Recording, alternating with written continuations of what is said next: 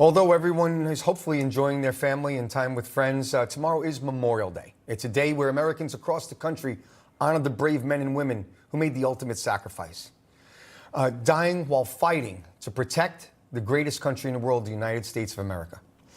And here to help us remember those lives lost is Mark Otto, a Marine Corps veteran and the President and Executive Director at the United War Veterans Council. Mark, thank you so much for joining us. We appreciate you coming on to discuss, obviously, a very important day. You are a Desert Storm combat veteran. Tell us what Memorial Day means to you and the veteran community. Well, part of my job is I actually run the New York City Veterans Day Parade, and one of the first things that we do before our parade is we have a wreath-laying ceremony remembering the fallen.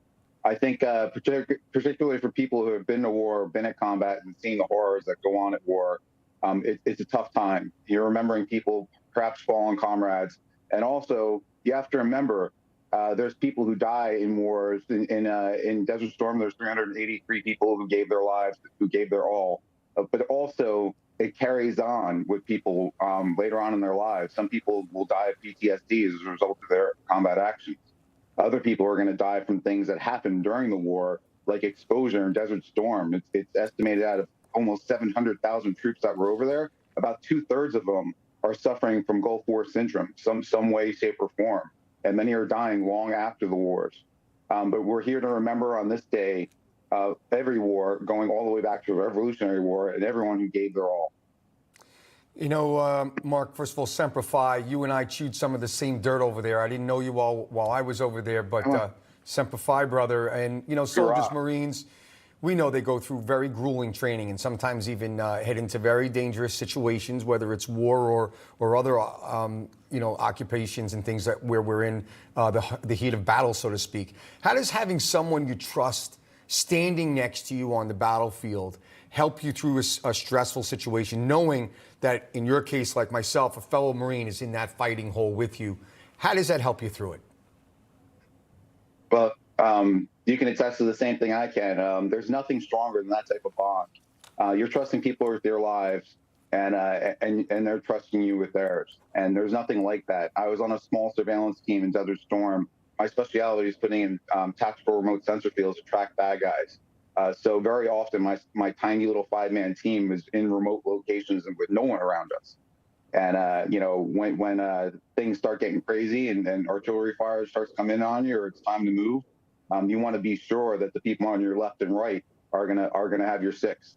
And that's what it's all about. You know, when you're out there, yes, we're fighting for our country and doing what needs to be done. But really, you're also just fighting for the people on your left and right.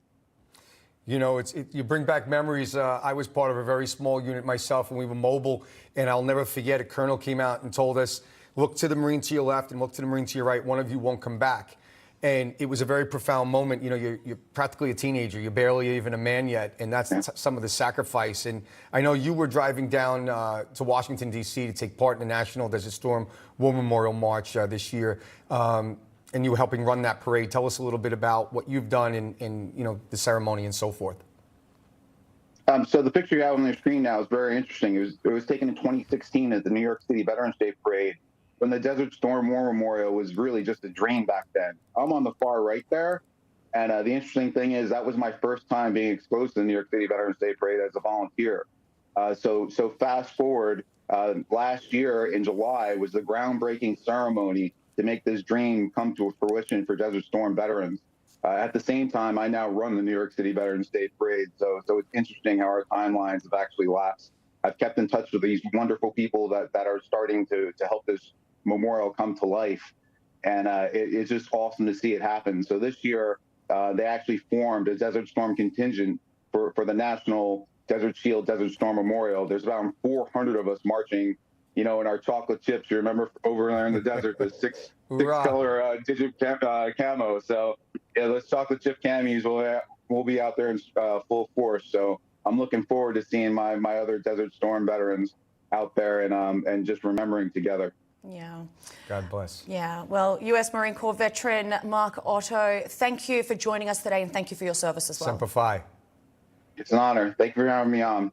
Hoorah. And you know what? I also just want to mention, a lot of people forget, we've lost our heroes in war, but their families have sacrificed so much. You still have children growing up without their moms and dads, and we never can forget the sacrifice of the families that gave so much as well. Of course. And you're watching Wake Up America Weekend. We'll be right back, so don't go anywhere.